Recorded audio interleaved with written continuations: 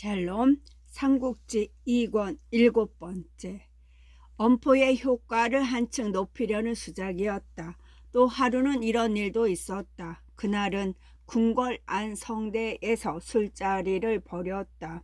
백관들을 두 줄로 늘어 앉히고 한창 술잔을 돌리고 있는데 여포가 급하게 뛰어들어와 동탁의 귀에다 몇 마디 수근거렸다.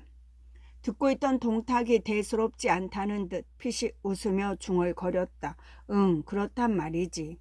그러고는 술자리에 끼어앉은 사공 장원을 가리키며 여포에게 나직이 말했다. 저자를 데려가거라.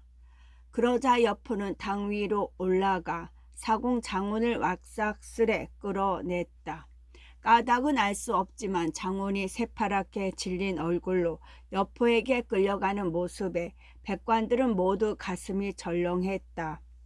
마지못해 잔을 비워도 술인지 소태물인지 모를 지경이었다. 여포에게 끌려간 사공 장원은 오래잖아 목만 붉은 쟁바 안에 담겨 돌아왔다. 아직도 시뻘건 피가 흐르는 장원의 목을 본 여러 벼슬아치들은 놀라혼이 다 빠져나간 듯 그 까닭조차 묻지 못하고 벌벌 떨며 동탁의 눈치만 살폈다.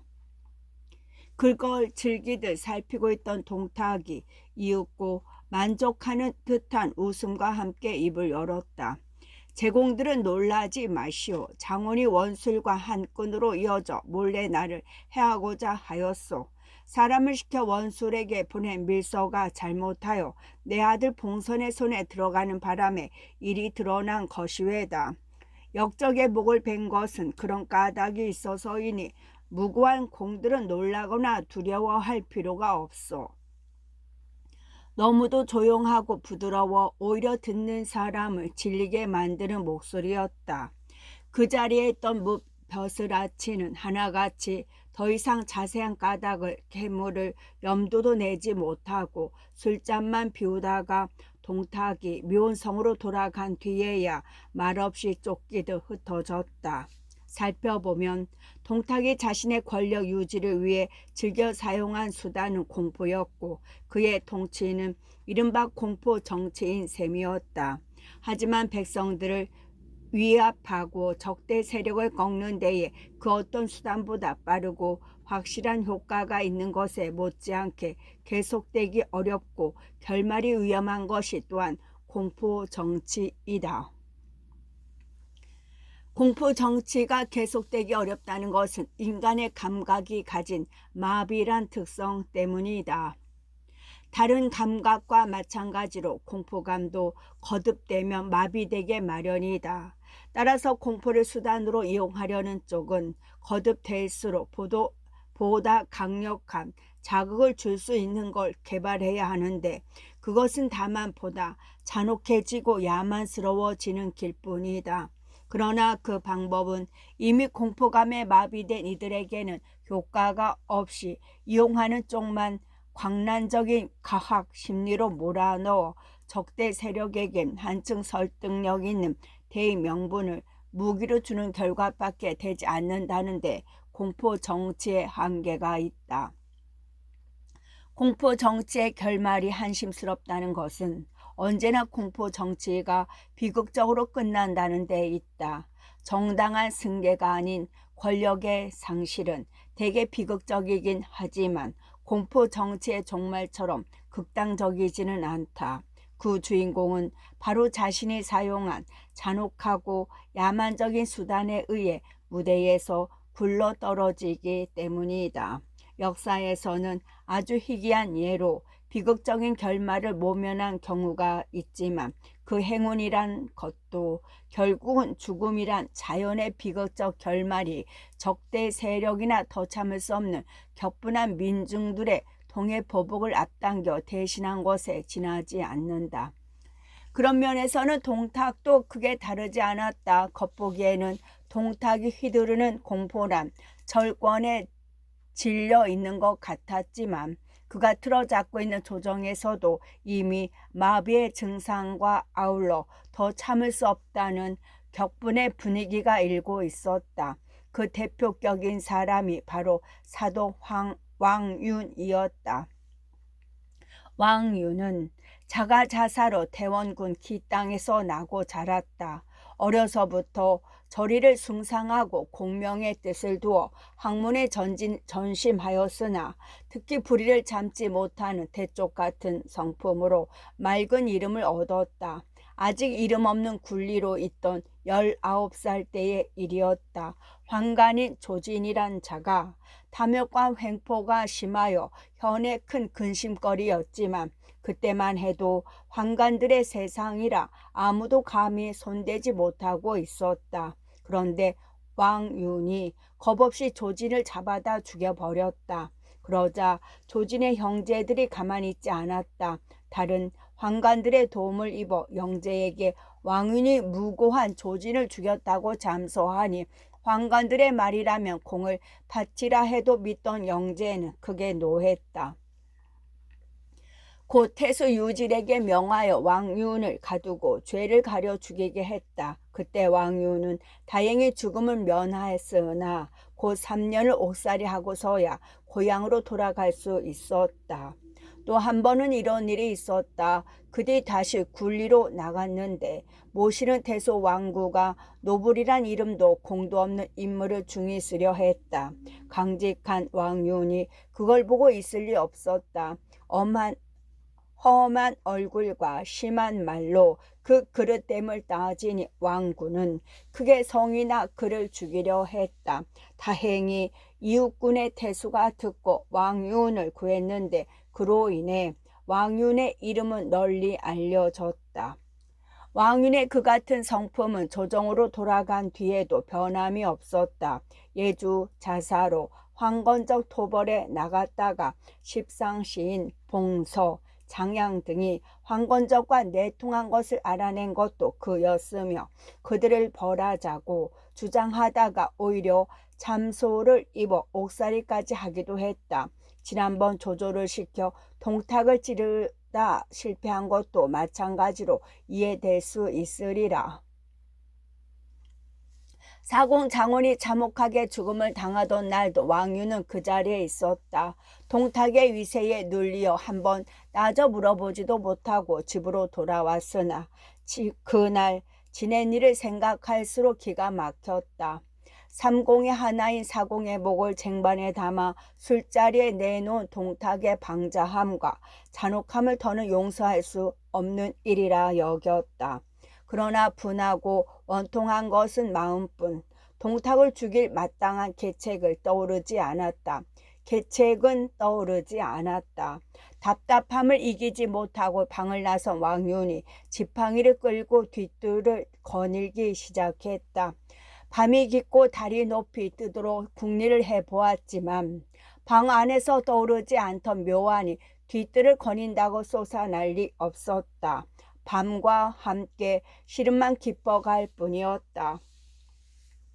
그러다가 복받치는 감회를 이기지 못해 국화덤불 곁에서 하늘을 우러르며 눈물을 짓고 있는데 문득 모란정 쪽에서 긴 한숨과 짧은 탄식이 엇갈리며 들려왔다. 괴희한 일이라 여긴 왕윤은 발소리를 죽이고 가만히 가서 살펴보았다. 집안의 가기인 초선이 홀로 정자에 나와 있었다. 가기인은 노래와 춤으로 시중들은 여종을 말합니다.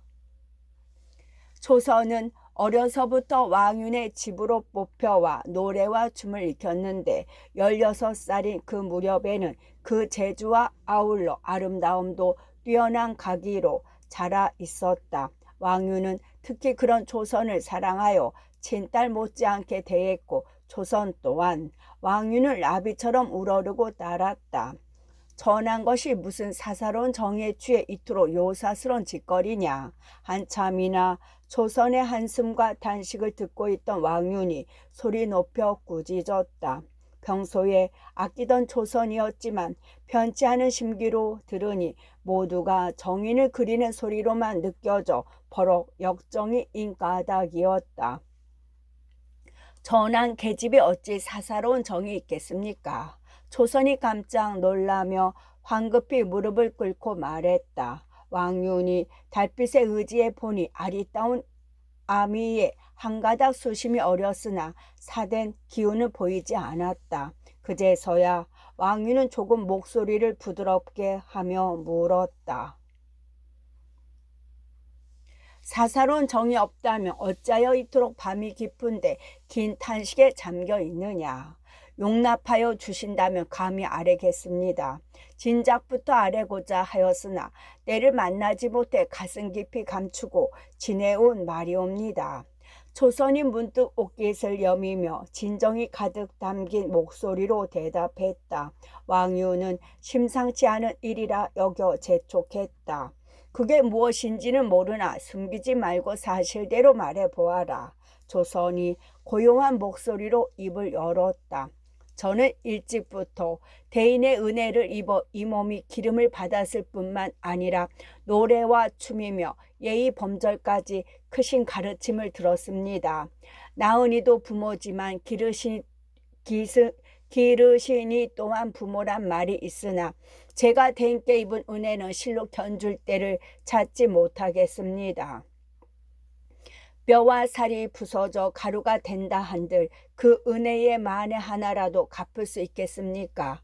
그런데 요즘 뵙기에 대인의 미간에 늘 근심스런 기색이 떠나지 않고 있으니 반드시 나라에 큰일이 있는 것으로 여겨집니다. 거기다가 또 오늘 밤은 잠자리조차 들지 않으시고 이토록 밤이슬을 맞으시며 시름에 잠겨 뒷뜰을 거느시니 이 전한 것이 어찌 편히 잠자리에 들 수 있겠습니까? 하여 먼 빛으로 대인을 살피다가 스스로 감회를 억제하지 못해 한숨과 단식을 토한 것이 그만 대인께 들린 것 같사옵니다. 그것이 대인의 심기를 거느렸다면 엎드려 용서를 빌 뿐이오나 먼저 감히 묻고자 합니다. 혹 대인의 근심을 더는데 저 같은 것을 쓸모가 없을는지요. 저 같은 것은 쓸모가 없을는지요. 10,000번 죽더라도 대인께 도움이 되는 일이라면 기꺼이 이 전한 몸을 던지고자 합니다. 듣고 보니 뜻밖의 말이었다. 그때껏 조선을 한 어린 계집으로만 보고 있던 왕유는 자기 귀를 의심하며 다시 한번 조선을 살폈다. 꼿꼿하고 흔들림이 없는 자태며 수심 못지않게 차가운 결의가 어린 아미와 눈물이 반짝이는 눈길로 미루어 건성으로 둘러대는 말은 결코 아니었다. 그러자 조선의 아름다움이 전보다 한층 눈부시게 왕윤의 눈에 들어왔다. 그 아름다움을 새삼스레 느끼는 순간 문득 무슨 계시처럼 왕윤의 머리에 떠오르는 생각이 있었다. 대한의 전하가 너희 손에 달리게 될 줄 누가 생각이나 했으랴. 왕유는 기쁨을 못 이겨 지팡이로 땅을 두드리며 그렇게 소리친 뒤 조선에게 말했다. 나를 따라오너라. 조용한 화각으로 가서 의논하자. 그러면서 앞장서 조선을 인도하는 왕윤의 눈앞에는 호색한 동탁의 모습과 아울러 아직 동탁보다는 여자에 대해 순진하지만 한번 눈을 뜨면 앞뒤를 못 가리게 빠져들 건장하고 단순한 여포의 모습이 어른거렸다. 화각에는 평소에 왕윤을 시등드는 비첩 몇몇이 아직 잠자리에 들지 못하고 주인을 기다리고 있었다. 왕윤은 그들을 꾸짖어 물리친 뒤 조선을 정의 자리에 앉혔다. 그리고 그 어떤 때보다도 공손하고 엄숙하게 머리를 조아려 근절을 올렸다. 조선이 놀라 황급하게 방바닥에 몸을 엎드리며 물었다. 대인께서 어찌하여 이 천한 것을 놀라게 하십니까? 너는 무릇 한해 전하의 목숨 받은 것들을 가엾게 여겨다오. 그렇게 말하는 왕윤의 두 눈에서는 샘솟듯 눈물이 흐르고 있었다. 이미 말씀드린 바 있습니다. 저 같은 것이 쓰일 때가 있다면 다만 영만 내려주십시오. 10,000번 죽는다 해도 마다하지 않겠습니다. 조선이 다시 한번 굳은 결의를 보였다. 그러자 왕유는 무릎을 꿇은 채로 말을 이었다. 지금 백성은 모두 거꾸러져 죽게 되었을 만큼 위태롭고 임금과 신하는 아울러 달걀을 재어 놓은 듯 급한 지경에 빠져 있다. 네가 아니면 이 전하를 구할 사람이 없으니 잘 듣고 다시 한번 살펴 마음을 정하거라. 역적 동탁은 장차 천자의 자리까지 넘보고 있으되 조정에 있는 문무의 여러 벼슬아치로는 어찌해 볼 도리가 없다. 동탁의 주위에서 그 악을 돕는 무리들 때문인데 그 중에서도 특히 두려운 것은 동탁의 맺은 아들 여포란 자다. 그 날래고 굳세기가 놀라워 힘으로는 아무도 여포를 꺾을 수 없는 까닭이다. 그런데 오늘 밤 네 말을 듣다 보니 문득 한 계책이 떠올랐다. 이른바 연환계다. 동탁과 여포가 하나는 드러나고 하나는 드러나지 않은 차이는 있으나 한 가지로 호색하는 무리이니 네 아리따움이면 능히 그들을 도모할 수 있을 것이다. 나는 먼저 너를 여포에게 시집 보낸 뒤 다시 동탁에게 바치고 너는 또 그 가운데에서 적당히 그들 부자를 반목하도록 만들어라. 그런 다음 여포를 시켜 동탁을 죽인다면 그 낙을 잘라 없애는 길이요 나라를 다시 일으키는 길이 될 것이다. 네 미색을 사랑이 같은 그들 부자에게 내던지는 것은 괴로운 일이나 네 미색을 시랑이 같은 그들 부자에게 내던지는 것은 괴로운 일이나 또한 천하를 위해 큰 공을 이루는 일인즉 어떠냐 한번 해보겠느냐. 그런 왕윤의 말은 간곡했다. 조선이 선뜻 대답했다. 저는 이미 대인을 위해 10,000번 죽어도 마다하지 않겠다고 아뢰지 않았습니까? 얼른 저를 그들에게 보내주옵소서. 제겐 제대로 대인의 뜻을 이루어드릴 꾀가 마련되어 있습니다. 만약 이 일이 새어나가면 내 집안은 아무도 살아남지 못할 것이다. 대인께서는 걱정하지 않으셔도 됩니다. 제가 만약 그 같은 대에 보답하지 못하면 만자루 칼 아래 죽을 것입니다. 그 말을 듣자 왕유는 벌떡 몸을 일으키더니 다시 큰절로 조선에게 감사했다. 고맙다. 다행히 역적이 죽고 한실이 다시 밝은 나를 맞을 수 있다면 그건 모두 네 공일이라. 그런 다음 왕유는 조선을 쓸어안고 또 한 번 비오듯 눈물을 흘렸다. 한편으로는 방명한 가인 조선을 위한 눈물이었지만 다른 한편으로는 그 길밖에 달리 길이 없는 자신의 무력함을 한탄하는 눈물이기도 했다. 동탁과 여포를 겨냥한 왕윤의 연환계는 다음 날로 곧장 펼쳐졌다. 왕윤은 집안에 고이 간직해 두었던 값지고 귀한 구슬 몇 알을 꺼내 솜씨 좋은 장인에게 내주며 그걸 박은 금관 하나를 만들게 했다. 그리고 솜씨를 다해 만든 그 금관을 사람을 시켜 가만히 여포에게 보냈다. 순금으로 만든 관에다 한 알만 해도 전금에 가하는 구슬이 몇 개나 박힌 그 귀한 선물을 받자 여포는 몹시 기뻤다. 평소에 냉담하던 왕운이 보낸 것이라 더욱 기뻤는지도 모를 일이었다. 하늘을 찌를 것 같은 위세도 돌보지 않고 몸소 고마움을 표시하고자 왕윤의 집으로 달려갔다. 그걸 미리 헤아리고 온갖 준비를 갖춘 채 기다리고 있던 왕윤은 문 밖까지 나가 여포를 맞아들였다. 그리고 좋은 술과 맛난 안주로 그득하게 상을 차려둔 후당으로 인도한 뒤 상좌에 앉혔다. 귀한 선물에다 이제는 융숭한 대접까지 받게 되자 단순한 여포는 더욱 감격했다. 목소리까지 떨리며 왕윤에게 감사했다. 이 여포는 승상부에 속한 한낱 장수요. 사두께서는 조정의 대신이십니다. 그런데도 오히려 제가 거꾸로 대접을 받는 격이 되니 몸둘 바를 모르겠습니다. 그 같은 여포의 말에는 지나친 호의에 대한 의아로움까지 들어있었다. 왕윤이 좋은 말로 둘러댔다. 당금의 천하에는 이렇다 할 영웅이 없는 터에 오직 장구만이 있을 뿐이외다. 여기 이 왕 암흑에는 장군의 벼슬이 높음을 사모하는 것이 아니라 제주를 우러러 작은 정표를 보냈을 뿐이요. 그러자 여포는 희미하게 일던 의심마저 풀고 기쁘게 잔을 받았다. 왕유는 여포에게 술잔을 올리면서도 입으로는 끊임없이 동탁과 여포의 덕을 축혀 세웠다. 혹시라도 여포가 다시 의심을 품게 될까 봐서였지만 쓸데없는 걱정이었다. 단순한 여포는 점점 우쭐해하며 신이 나서 잔을 비워댔다. 몇 순배 술이 돈 뒤 왕윤이 시중하는 자들을 모두 물리치고 시첩 몇만 남겨 자리를 좀 더 은밀하고 호젓하게 만들었다. 그렇게 함으로써 은연중에 여포의 색심을 동하게 하기 위함이었다. 젊고 예쁜 시첩에게 둘러싸인 채 본체로부터 떨어진 후당에서 마시는 때문인지 과연 오래 자나 굳어있던 여포의 자세가 풀어지기 시작했다.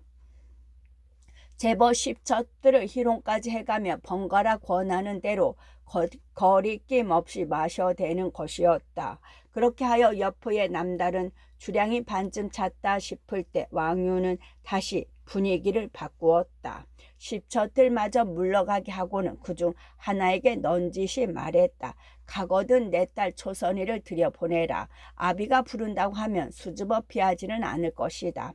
약간 거나해진 여포는 젊고 예쁜 시첩들마저 내보내는 게 속으로는 싫었으나 집주인이 하는 일이라 말없이 보고만 있었다. 거기다가 딸을 불러낸다니 은근한 기대가 잃지 않는 것도 아니었다. 오래잖아. 방문이 열리고 푸른 옷을 입은 두 비녀의 부축을 받으며 한껏 단장한 조선이 들어왔다. 원래도 빼어난 자색인데다 비단과 보석으로 치장하고 곱게 화장까지 하고 나니 그 아름다움이 눈이 부실 지경이었다. 놀란 눈으로 그런 조선을 바라보고 있던 여포는 조금 전에 들은 말도 잊고 더듬거리며 왕윤에게 물었다. 도대체 이 사람이 누굽니까? 이 아이는 내 딸 조선이외다. 이 왕윤은 장군은 집안 사람처럼 가까이 여기는 터이라 이 아이를 불러 장군을 뵙게 하는 것이요. 반나마 어리 빠진 듯한 여포를 보고 속으로는 기뻐하면서도 왕유는 참으로 여포를 그렇게 생각하는 듯 말했다. 그리고 조선을 향해 엄하게 일렀다. 이분은 당금에 둘도 없는 영웅인 여장군이시다. 아비와는 형제와 다름없이 지내는 터이니 어려워 말고 술 한 잔 올리도록 해라. 그러자 조선은 옥으로 깎은 큰 잔 가득 향기로운 술을 따라 다소 곳이 여포에게 올렸다. 잔을 받은 여포는 거의 제정신이 아니었다. 가까이에서 볼수록 빼어난 조선의 자색이었다.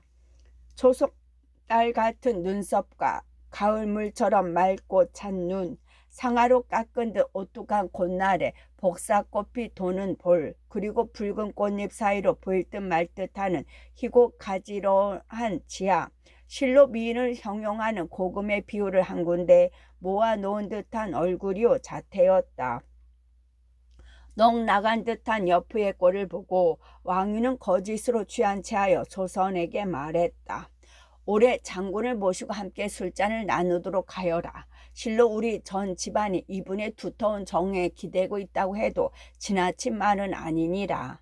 말하자면 술에 취한 양함으로써 딸을 외간 남자의 실주중을 들게 하는 변명을 대신하고 있었다. 평소 예절에 밝고 격식에 까다로운 왕윤이었기에 혹시 그 파격적인 대우가 여포의 의심을 살까 걱정이 되어서였다. 여포도 그제서야 정신을 수습하고 조선에게 앉기를 권했다. 그러나 거기에 대한 조선의 응대 또한 빈틈없기로는 왕윤에 못지 않았다.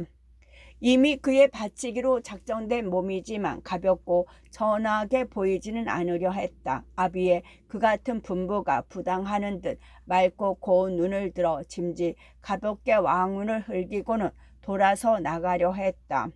조선이 몸을 일으키려고 하자 여포는 애간장이 탔다. 그러나 다행히도 왕윤이 나서서 다시 초선을 달래었다.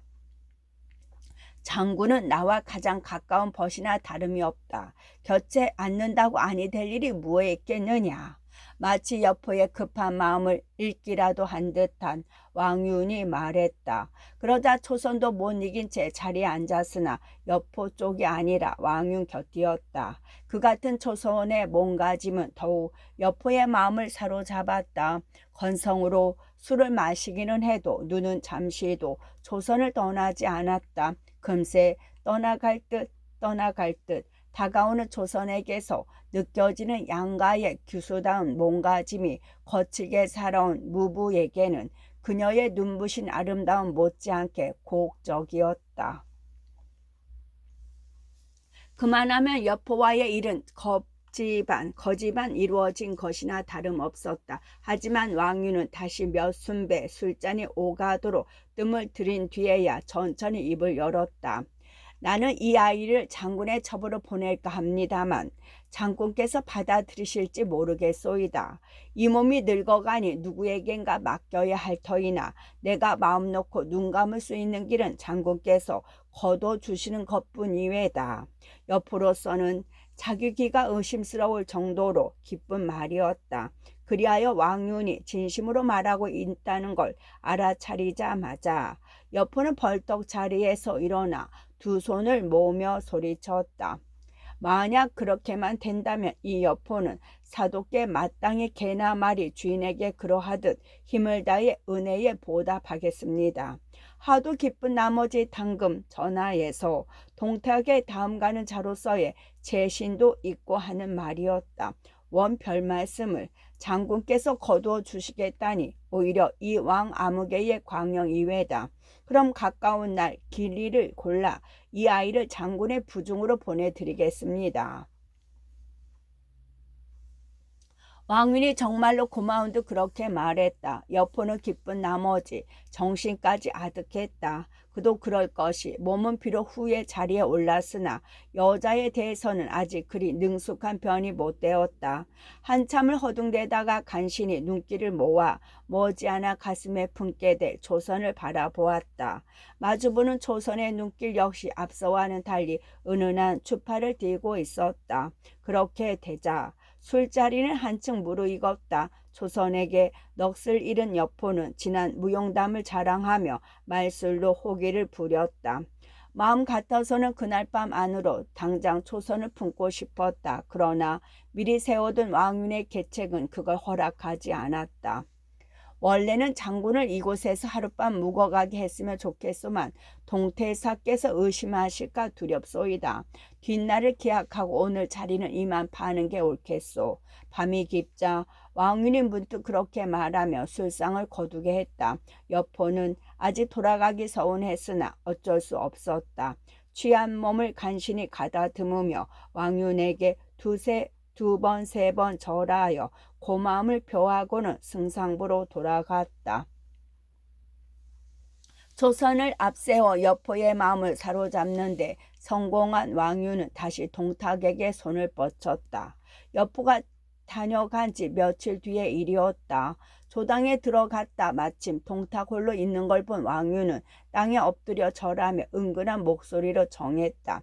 이 윤의 거처가 비록 누추하나 한번 태사의 수레를 머물게 하여 수주라도 한 장 올리고 싶습니다. 다만 태사의 뜻을 몰라 미루다가 이제 정하는 바 태사께서 허락해 주시겠습니까? 사도께서 불러주시기만 한다면 언제든 그 지시로 달려가겠소이다. 좀 뜻밖이긴 하지만 동탁은 기꺼이 응낙했다. 대권을 잡고 있는 그이기는 해도 조정의 원로 대신이요 곡기로 이름 높은 왕윤이 사가로 자신을 정해준다니 반갑지 않을 수 없었다.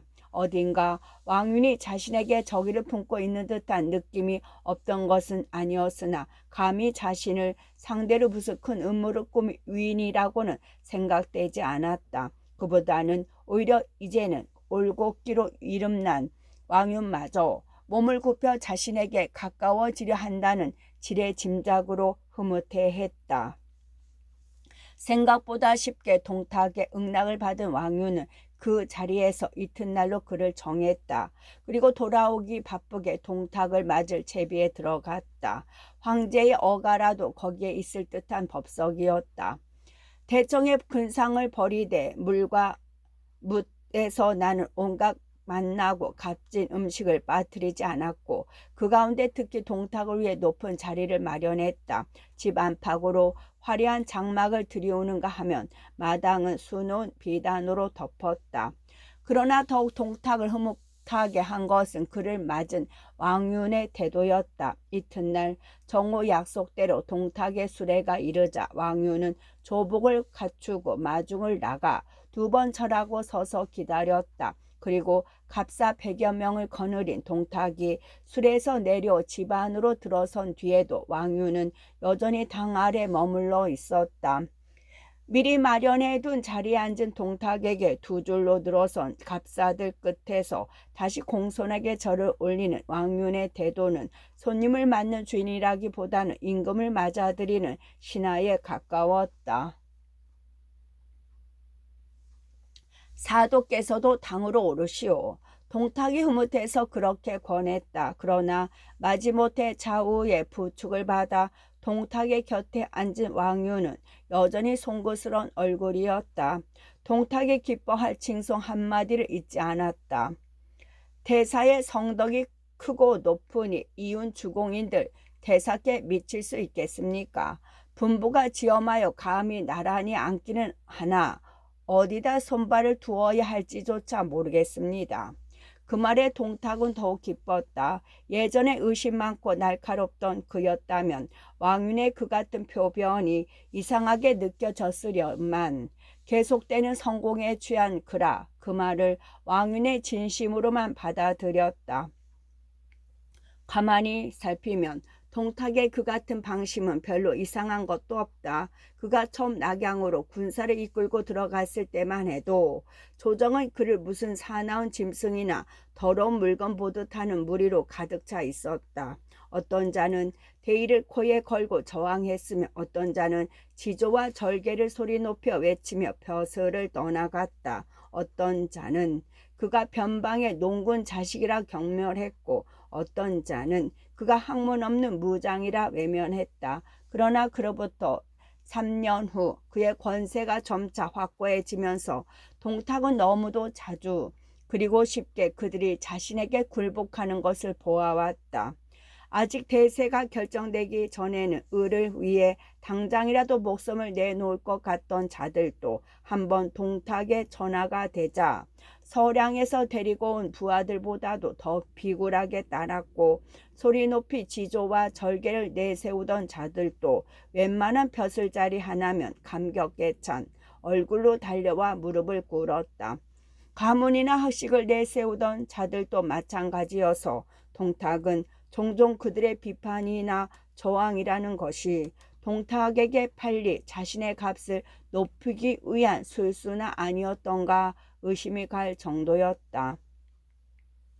하지만 황하가 아무리 흐려도 한가닥 맑은 흐름은 있게 마련이다. 그 가운데서도 끊임없이 목숨을 내던져 그의 불의와 폭정에 항거하는 이들이 없지는 않았으나 그 세력은 너무도 미미했다. 거기다가 그마저도 너무 쉽게 들키고 너무 어이없이 실패하니 오히려 동탁의 방심만 키울 뿐이었다.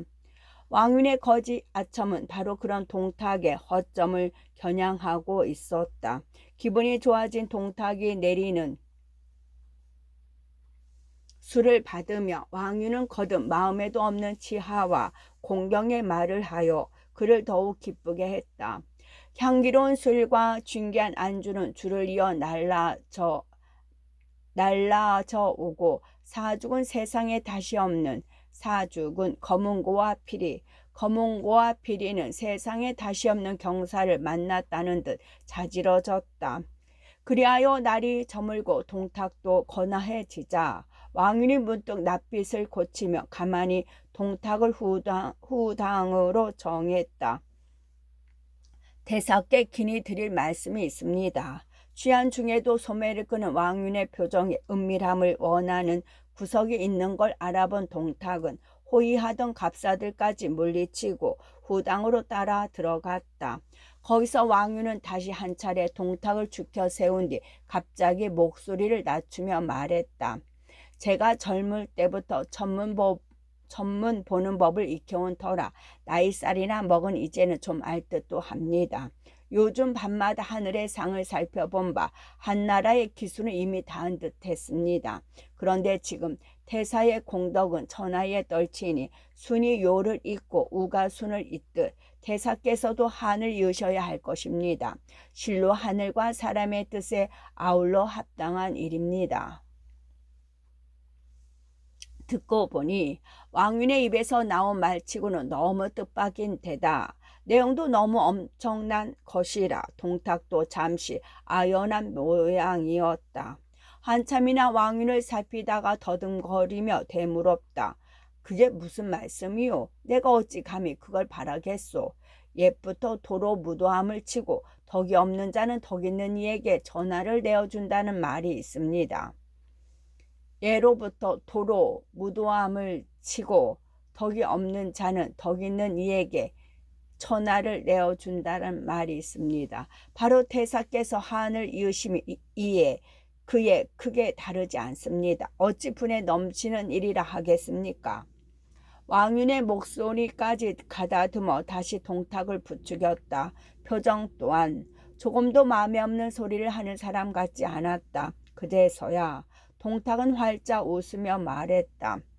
만약 1000명이 내게로 돌아온다면 사도께서는 마땅히 그 원운이 되리다. 어느새 동탁의 눈에는 왕윤마저 한실의 등을 돌리고 자기에게서 부귀와 영달을 구하는 무리로만 보였다. 그리고 그 정성을 다한 대접과 전에 없던 아첨의 속사정도 짐작할 수 있을 것 같았다.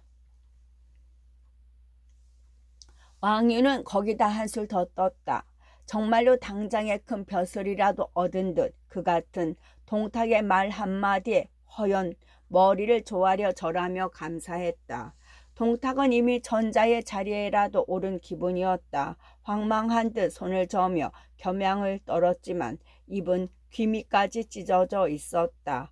이에 왕윤은 짐짓 분위기를 은밀하게 만들기 위해 어둑한 데로 놓아두었던 방 안에 촛불을 밝히고 물리쳤던 계집종들을 불러들였다. 태사께 올릴 진지상 준비는 어떻게 되었느냐. 왕윤이 그렇게 묵기 바쁘게 음식과 술이 곁들여진 상이 다시 후당 안에 차려졌다. 낮에 보지 않게 풍성한 차림이었다. 왕윤이 다시 동탁에게 은근하게 말했다. 교방이 춤과 노래를 가르치나 그 풍류가 태사께 바쳐 올리기에는 모자란 데가 있습니다. 마침 제가 기른 가기가 하나 있어 그 재주가 참어 볼만하기로 감히 태사께 바쳐 올리고자 합니다.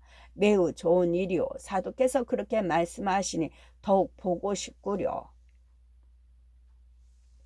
동탁도 기꺼이 허락했다. 그러자 왕윤은 아른아른한 발을 들이우고 부는 것이며 퉁기는 것을 벌리게 한 뒤 초손을 불러들여 발 뒤에서 춤추게 했다. 곧 생황 소리가 방 안에 가득해지며 미리 비단과 보석으로 단장하고 기다리던 조선이 거기에 맞추어 춤을 추기 시작했다. 그 모습이 아름답기는 지난날 미인 많기로 이름났던 소양궁의 궁녀가 되살아난 듯하고 소양왕을 넋빠지게 한 무사안에 신녀가 거리로 내려온 듯했다. 두 팔을 휘저어 바삐 휘돌며 동정호의 봄을 나는 기러기요 버들잎을 스치는 제비 같았으며 느릿느릿 멈추어 서면 아름다운 누각에 걸린 흰 구름이요 바람에 흔들리는 한 떨기 고운 꽃이었다. 발을 사이에 두고 그 광경을 보고 있던 동탁은 그대로 얼이 다 빠져나가는 듯했다. 거기다가 적지 않이 오른 술도 조선의 춤추는 자태를 한층 아름답게 보이도록 만들었다. 슬면 색심이 동한 동탁은 한 차례 춤이 끝나기 무섭게 조선에게 말했다. 이리 가까이 오너라. 왕윤이 곁에서 얼른 거들었다.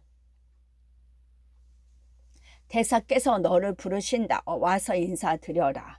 그러자 조선은 마지못한 듯 발을 걸고 나와 동탁에게 공손히 절을 올렸다. 절을 마치고 고개를 드는 걸 보니 실로 뛰어난 자색이었다.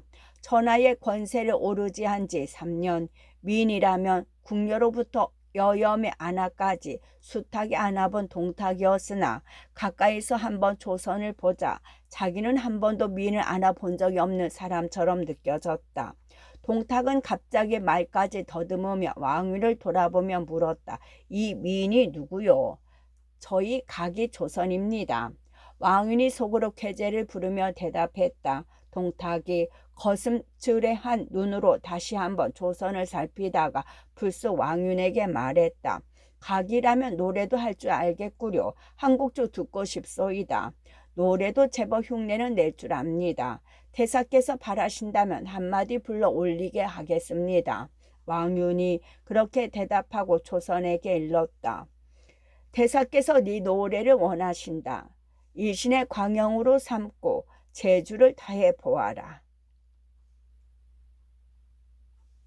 그러자 조선은 수줍은 듯 동탁과 왕윤을 훔쳐본 뒤 가만히 장단을 맞추는 데 쓰는 단판을 집어들었다.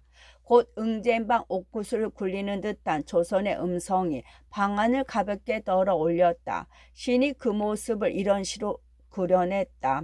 한입 앵도꽃이 새빨간 입술로 열린 듯 옥을 바수어 따스한 봄 품어내나 정양 같은 혀에 숨은 갓날 토하듯 후려 나라 어지럽히는 간산 도저 못 빼려 하네. 그러나 조선의 혀에 숨은 칼날을 알 일 없는 동탁은 더욱 홀린 듯 반했다. 노래가 끝나자 조선의 솜씨를 크게 칭찬하고 듬뿍 상을 내렸다. 왕윤이 그 틈을 놓치지 않고 조선에게 말했다. 너는 그같이 과분한 상을 받고도 어찌 가만히 있느냐. 태사께 수주라도 올리도록 하여라. 조선이 술을 한 잔 가득 부어 올리자 동탁은 단숨에 돌이켜고 물었다. 올해 나이가 몇이냐. 전한범 이제 16이옵니다. 너는 참으로 선녀와 같이 아름답구나. 내 일찍 너 같은 미색과 재주는 본 적이 없다. 그렇게 되면 왕윤이 뜻하는 바는 거의 이루어진 것이나 다름없었다. 하지만 왕윤은 조금도 기쁨을 내색하지 않고 다음 단계로 넘어갔다. 태사께서 전한 계집을 높이 보아주시니 이윤도 기쁘게 한량없습니다. 저 아이를 태사께 바치고 싶사오나 받아들여 주실지 몰라 망설이고 있을 뿐입니다. 목소리를 가다듬어 가장 공경하는 채 그렇게 말했다. 마음은 있어도 차마 조정원로 대신에 가기까지 빼앗아 갈 수는 없어 군침만 흘리고 있던 동탁은 왕윤의 그 같은 말에 기쁨을 감추지 못했다. 입이 귀미까지 벌어져 감사해 마지 않았다. 사도께서 이토록 은혜를 베푸시니 무엇으로 보답해야 될지 모르겠소이다. 천만의 말씀입니다. 오히려 저 아이야말로 승상의 총애를 입게 되었으니 그 복이 얕지 않다 할 수 있을 것입니다. 그리고 거듭 고마움을 표시하는 동탁의 눈앞에서 사람을 불러 명했다. 어서 정거를 준비하도록 하라. 당장 조선을 보내겠다는 뜻이었다. 벌써 색심이 동할 대로 동한 동탁도 그런 왕윤의 서두름을 말리지 아니했다.